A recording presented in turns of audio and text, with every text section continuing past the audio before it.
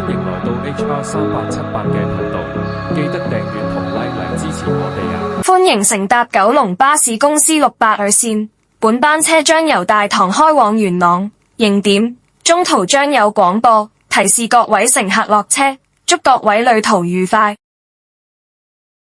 Welcome aboard Kowloon Motorway Bus Company Route 682. This route is from Daitong to Yuanlong, YHO. Announcements will be made during various bus stops. It is our pleasure to have you on board and we wish you a pleasant journey.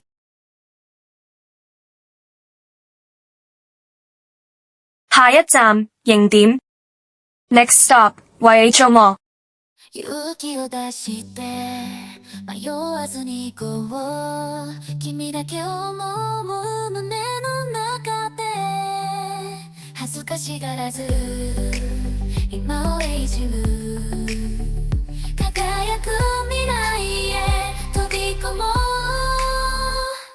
うもう臆せずに夢中でかけて君がいる場所へ届けたい誰にも邪魔させないこの想い勇敢になって追いかけよう胸の鼓動が響き合うたび君への想いが強くなるよこの気持ち止められないもう一歩勇気を出して未来へと